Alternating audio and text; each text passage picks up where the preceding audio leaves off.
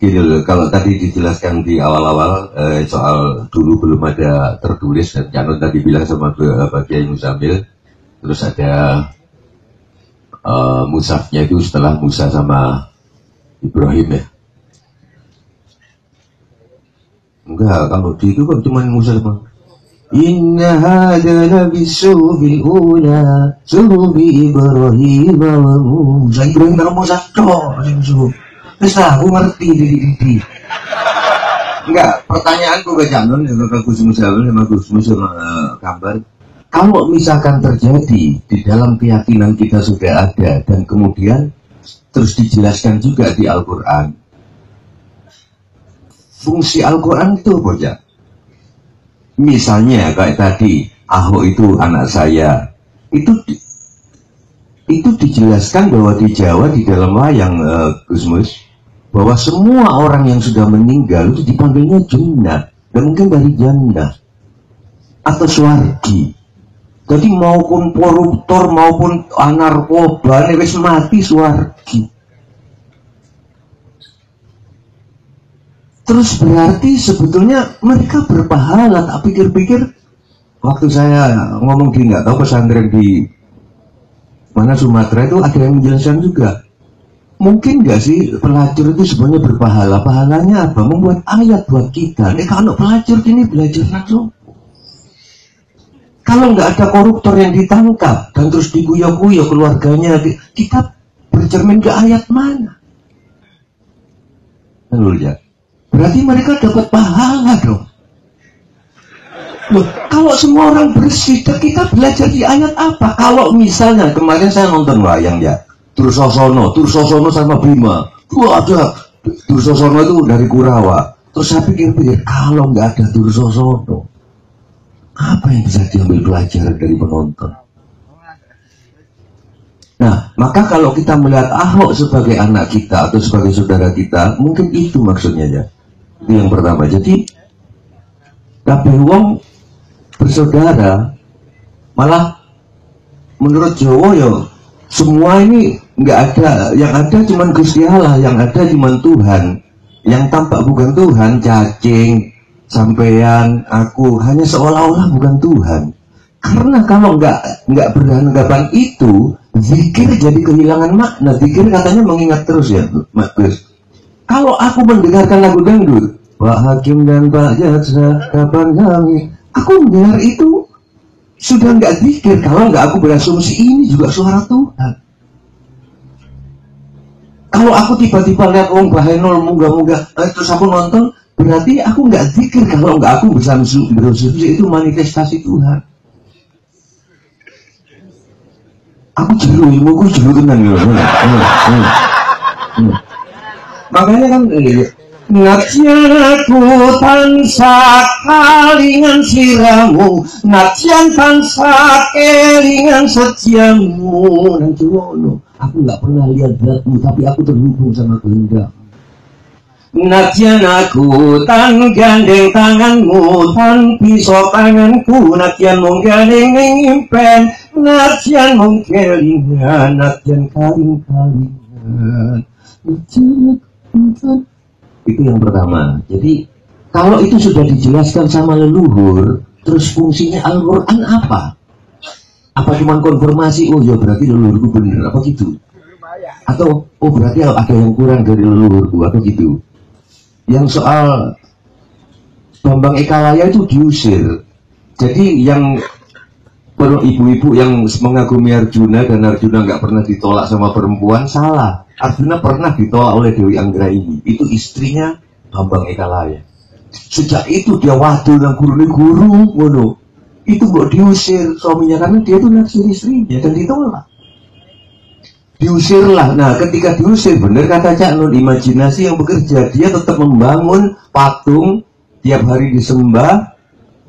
Sebelum dia gingkang, sebelum setiap pagi di gua, aduh, lali aku jenenge ala siapa? Ada yang ingat nggak? Saya niru bos saya, Pak Yakob Utama di Kompas dulu. Ciri orang besar itu selalu lupa nama-nama gitu. Jadi, ya aku nanti di komen nulis Cak Nun nih. Mas Ejo, oh itu siapa yang di Jogja itu? ditulis MH Aimun Najib ya apa ya? Ini salah. Rendra Makarim.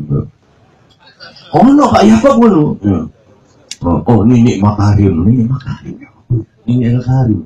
Jadi harus salah supaya kelihatan besar. Nah itu akhirnya apa? Sebetulnya kalau misalkan Bambang Ekalaya itu nggak dipotong tangannya oleh Durna atas permintaan Arjuna, jempolnya, dia lebih pinter mananya dari Arjuna.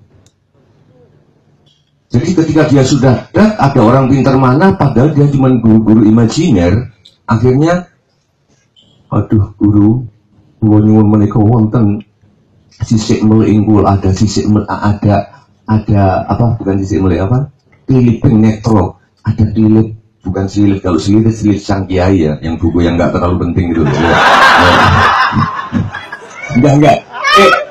Cak Nun ini ngasih endorsement buku-buku yang terbaru lagi loh, Tuhan masih sama Gus Buya Kamba. Ini Cak Nun yang ininya. Jadi terus ya mengiger. Kalau yo, aku apamu? Paduka guru kawula, sampeyan guruku. Yen ngono aku menang apa? Paduka kepareng. Punaki menopo kemawon dateng kawula, kamu berhak minta apapun. Ya wis nek ngono aku njaluk ali-alimu. Minta cincinnya, cincin di jarinya itu nggak bisa dicopot. Akhirnya harus dipotong. Sejak itu dia kalah panahnya sama Arjuna. Dan yang terakhir yang Karno, kenapa kalau Karno tanding? Saya itu kadang-kadang suka gini ya Nun. Jadi nang bintu kan mau jual Al-Fatihah. Aku ngerti wedi mau jual Al-Fatihah.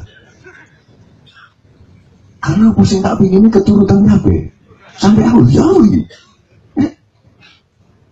Aku mau pentasin Karno tanding. Sekarang sama ngomong Karno tanding. Di beberapa tempat aku ketemu Karno tanding. Perkara-perkara itu. Jadi ditunjukkan seperti itu. Ya Karno tanding itu ceritanya ini. Aku cuma mau nanya ke Gus. Bukan ke Kiai Muzamil. Tidak Gus Mus. Ternyata apa di Al-Quran juga gitu. Jadi kalau nurusin benih, kalau nurusin salah, tapi tergantung persepsi. Sekarang dalam Karno tanding, Karno melawan Arjuno, yang salah itu siapa? Karno itu anak yang dibuang oleh Dewi Kunti karena Dewi Kunti ngencuk karo Bathara Surya. Iya kan?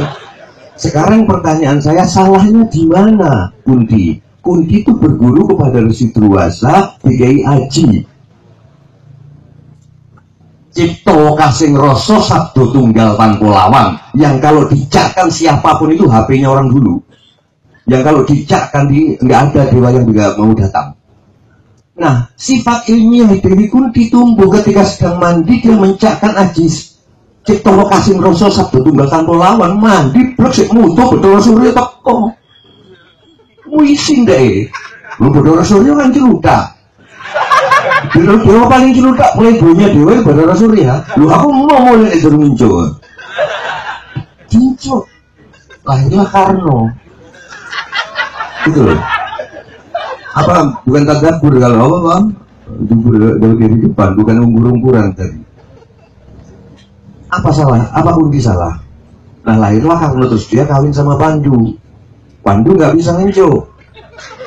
Yang tadi gendongan tadi itu loh, nggak bisa. Dewi Kunti mata aji lagi, HP-nya orang dulu, jadi HP itu mungkin inspirasinya dari sini gitu. Dipanggil lah Bathara Indra datang, lahirlah Arjuna. Tapi sudah resmi, dia sudah punya istri, suami, lahirlah. Nah, di perang tanding Baratayuda, sekarang tadi Gus Mus cerita tentang ibu. Ini menarik. Saya itu menjelang Baratayuda, si Karno itu dipelihara oleh Kurawa. Arjuna tetap di itu. Baratayuda perang Kurawa sama Pandawa. Menjelang perang dikasih anakku Karno. Ini sojot hati perang Baratayuda. Aku ibumu. Jawaban Karno, mohon maaf Bu. Menurut ibu itu apa? Ibu adalah perempuan yang melahirkan. Ditolak dengan halus, tidak, menurut saya ibu adalah perempuan yang merawat dan membesarkan. Dan yang merawat dan membesarkan saya adalah Kurawan. Nangis ledak. Akhirnya tetap jadi. Begitu jadi terus sudah ditarik kereta ini, lahirnya Bhagavad Gita, jangan sampai begitu ngerti. Sampai nggak ngerti gitu loh.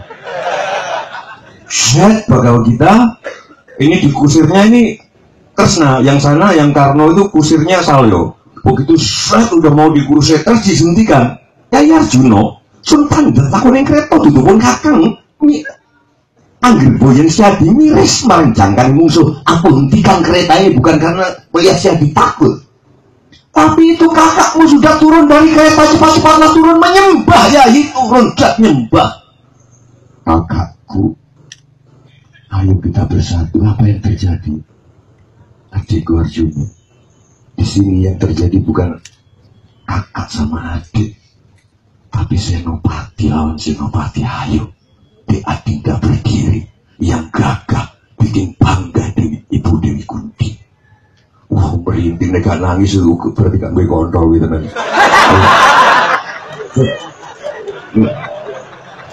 Yang terakhir, setelah perang, akhirnya si Kresna Janon Yai Arjuna perang kedawan-dawan keronceng pedayopo. Kenapa diperpanjang? Ayah Yai, ambil panah pamungkasmu Senjata Pasupati. Apa yang terjadi? Istilahnya bukan patenono kamasmu. Saya minta konfirmasi, tapi sampurna. Jadi ternyata nggak dikenal membunuh. Gimana ini Jan? Jadi membunuh itu menyempurnakan. Aku nggak tahu apa Sayyidina Ali juga melakukan ini. Ketika dia menahan, ketika diludahi. Jadi istilahnya, dan Kinarto Sabdo adalah pepundenku paling perangnya ya. Dok. Putawandawa kota kati soyongin kriat sosor Naruto sab hajarito Naruto Sabdo. Dia pernah dipaling Pandowo samantang langkap ingkang bedone kaya wulan tumanggal, seperti wulan yang seperti ini sehingga lehernya wulan tumanggal itu bulan sabit. Dilepas dia, wah asik itu. Tak dia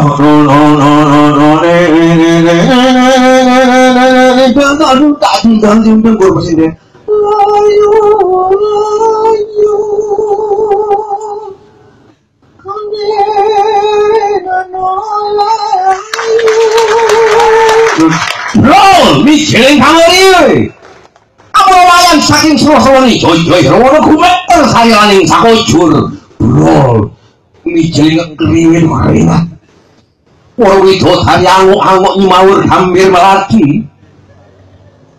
Widodari anguk-anguk sehingga tidak ada yang salah, tidak ada yang benar. Monggo dikomentari. Ternyata wayang seperti itu jangan. Maaf, Buya. Kalau sing salah, kalau sing benar. Oke, tepuk tangan untuk beliau. Saya minta maaf nih, harus merespon, harus menjawab. Jadi kalau saya sampai Mas Tejo tadi mengatakan mengenai tidak ada yang salah, membunuh itu menyempurnakan, kemudian kalau Dursosono ya apa belajar bebas apa itu buat diterusno. Seluruhnya itu yang paling berjasa, kalau itu berjasa adalah iblis. Bayangin kalau nggak ada iblis, terus apa wajib? Jadi mari kita kembali kepada wacana yang paling dasar, bahwa dulunya Allah itu menciptakan satu formula kemabukan yang hanya ada positivitas atau positivisme. Kemudian ada satu malaikat seniornya Jibril yang kelak disebut iblis. Ketika itu dia punya jabatan sebagai Kanzul Jannah. Dia mengusulkan kepada Allah, ini manusia hidupnya sangat tenang tapi tidak dinamis, tidak ada kreativitas, tidak ada pergolakan, tidak ada pergerakan, karena semua serba positif. Maka saya mengusulkan ada densitas negatif, ada arus negatif.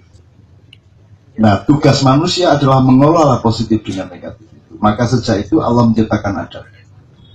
Meskipun dia kemudian mulai adegan dia tidak mau menyembah Adam, itu sebenarnya dalam skenario dengan Allah.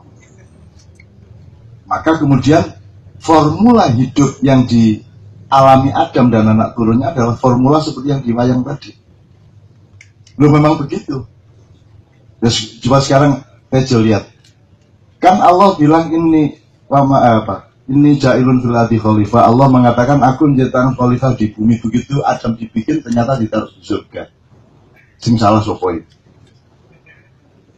Terus siapa yang membuat Adam turun dari surga ke bumi?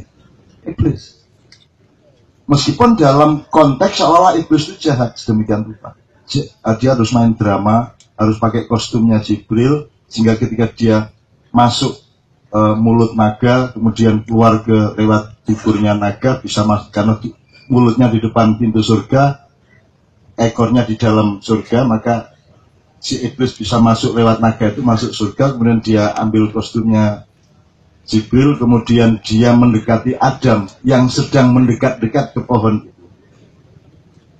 Adam menyangka itu adalah malaikat, dia tidak tahu bahwa itu iblis. Maka dia taat dan dia mau dipengaruhi oleh si iblis yang dia sangka Jibril. Nah, jangan dekati pohon itu. Pohon itu bukan berarti dia pohon yang haram. Di surga tidak ada barang haram. Di surga tidak ada najis. Itu. Pohon itu pohon S3-nya, berkahnya Allah. Adam ini baru Ryan, baru masuk TK. Kamu jangan deket-deket, kamu tidak akan paham. Kamu belum saatnya untuk mendapatkan tingkat karomah, berkah, mukjizat dari pohon. Tolong pohon ini Anda ingat-ingat seluruh wacana Allah tentang kehidupan, tentang kata, tentang sastra itu pakai simbolisme pohon. Semua dilambangkan seperti pohon. Kalimat yang baik itu pohon, pedalangan yang baik itu seperti pohon, akarnya mengunjam bumi dan daun-daunnya menambah hangat. Jadi sejak itu memang Allah menciptakan ada dialektika positif negatif.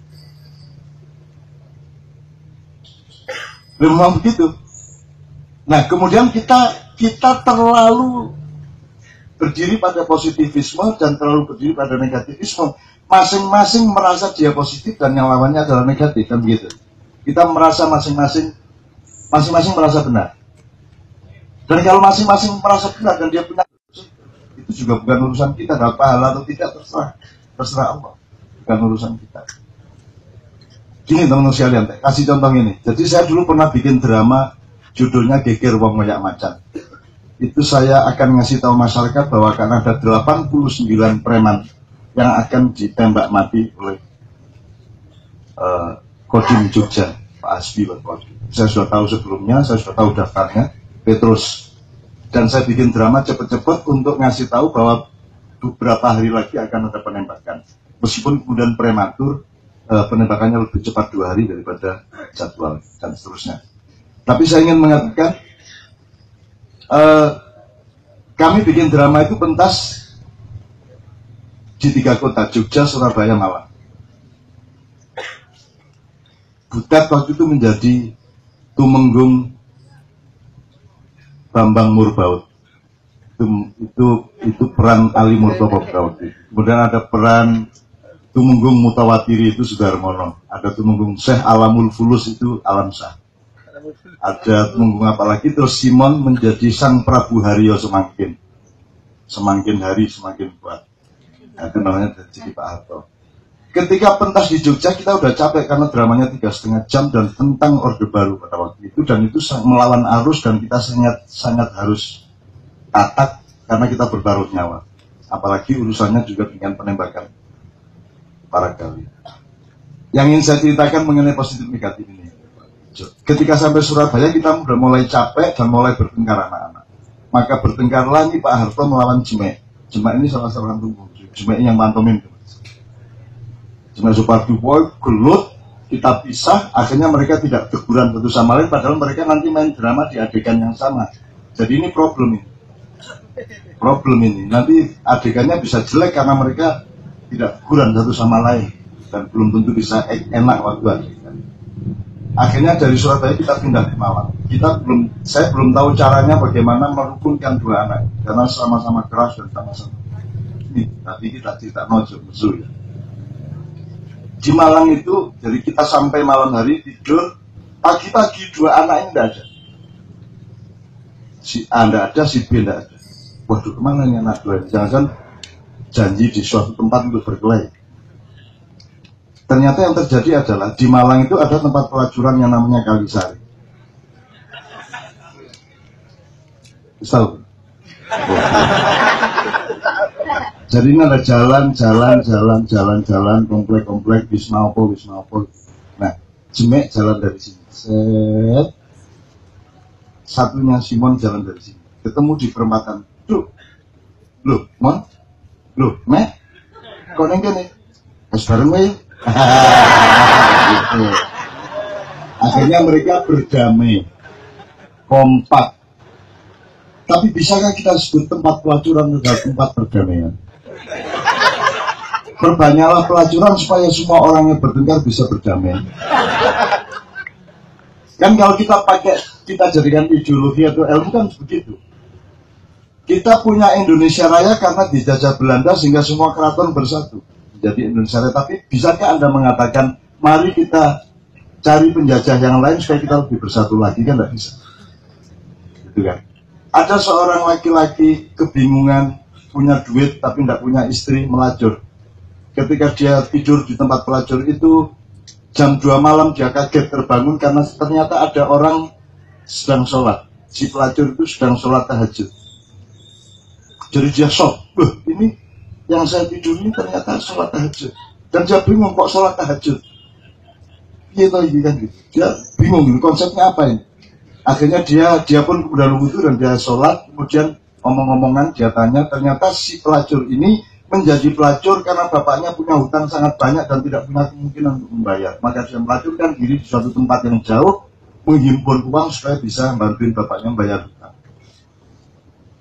Si laki-laki ini kemudian terharu lah ya. Kemudian dia bilang gini, kalau saya carikan uang untuk bayar hutangnya bapakmu, kamu mau nggak berhenti? Nggak usah jadi pelacur lagi, kamu cari kerja yang lain. Akhirnya terjadi perjanjian, si laki-laki mencarikan uang bersama-sama ke rumah bapaknya si perempuan tadi, dibayarin, terus si perempuan tidak melacur lagi. Teman-teman sekalian, apakah Anda perlu melacur dulu untuk menolong orang? Itu maksud saya gitu. Hidup itu dialektika ya, seperti itu memang. Kalau memang harus tempur, ini bukan kakak lawan adik, ini panglima perang melawan panglima perang. Kalau terjadilah tidak ada masalah. Masuk surga, masuk neraka itu urusan Allah. Dan semua rumus dialektika positif negatif itu batal oleh amrullah dan kehendak Allah. Semua batal. Innallaha ala kulli syai'in qadir. Allah mentakdirkan segala sesuatu semau-mau dia. Harap ngobrol. Jadi semua teori kita itu akan kalah oleh nasib dari Allah. Faman sya'af Mayyadillah fala mudhillalah wa mayyudhil fala hadiyalah. Barang siapa saya beri petunjuk tidak ada yang bisa menyesatkan, barang siapa yang saya tidak bisa memberi petunjuk. Jadi tidak ada rumus demokrasi. Pokoknya Allah mulku. Terus nggak terima kamu sama Allah. Gak mau sama kok ngotot. Lah sakarku aku sing gawe kok. Aku gawe barang tak banteng, tak ide-ide, gawe meneh sakarepku. Hak saya sepenuhnya karena Allah yang punya hak 100% atas kehidupan manusia. Jadi teman-teman sekalian, seperti yang diomongkan Mas Tejo tadi, kalau memang harus terjadi barang yaudah. Mudah-mudahan kedua-duanya itu berniat suci dan merasa mempertahankan kebenaran, dan mudah-mudahan kedua-duanya diterima oleh Allah. Menurut begitu. Begitu. Apakah iblis dapat pahala? Kapan kau dikon ngurusi pahala? Itu kan Allah yang tahu. Allah yang tahu. Saya sholat nanti dikasih pahala apa terus kan Allah yang tahu. Saya tidak tahu. Untuk apa kita perdebatkan soal itu? Allah, itu hak prerogatifnya Allah dan nanti kita baru tahu di akhirat kan gitu. Jadi teman sekalian, menurut saya malam ini sangat bagus. Tejo bisa memberikan wacana-wacana dan contoh-contoh dari pewayangan yang sangat bagus dan memang begitu kalau memang harus berobat itu pada hijau. Cuman jangan minta Wisang Geni ikut. Karena Wisang Geni kalau ikut ya bocor. Tapi Anda juga jangan mengidentifikasikan dengan siapa, pokoknya seperti itu rumusnya. Dan memang tapi semua itu teman sekalian jalan yang terbaik kan cuma satu. Sudahlah semua doakan mendapat hidayah dari Allah. dan semua adegannya nanti diciptakan oleh Allah. Lah enak kabeh. Gitu kan. Kalau mau yang paling polos seperti mudah-mudahan semua hidayah oleh Allah. Yang hidayah untuk A begini bentuknya, yang hidayah untuk B begini bentuknya. Kemudian kedua-duanya berada di dalam ridho Allah. Sehingga saya senang nih Tejo makin lama makin pintar ngaji. Senang, Mas yo makrotir elek lah. Tapi sangat bagus, saya sangat senang karena dari dulu satu ada di PKI dari obor. Ternyata enggak, ternyata santri. Di tetangga saya itu saya punya tetangga di sebelah kanan musola saya, masjid saya itu ada 3 orang kakek, anaknya dan cucunya. Itu namanya dari Al-Quran semua. Jadi bapaknya jenenge mbahnya jenenge Satir, anaknya jenenge Pi, anaknya Rodiah. Rodiah di bapak jenenge Pi, Iin di bapak jenenge Satir. Itu dari Quran. Pi Satir Rodiah. Seneng aku. Punya tetangga kayak itu seneng banget lagi ya Allah. Semua loh kakek sampai cucunya tuh nama daerah Al-Quran. Pi Satir Rodiah gitu. Itu buat tiap hari aku lewat situ. Satir Rodiah. Ayo, aku mau cek Quran kok. Saya dulu nakal pol mas ya Allah. Mulu-mulu itu tak gaya tulinan nolok. Ngimami ini tak kayak beduk waktu lucu mas. Itu begitu milik. Wah, sebenarnya aku. Kalau Anda tidak punya kenakalan seperti itu, Anda kurang cerdas. Aku nek arek ngaji kan aku tidak mau sekolah, tidak mau ngaji, tidak mau. Kalau ada anak ngaji saya ejek, aku di luar qiraat dhewe. Pacarot tak balang rutu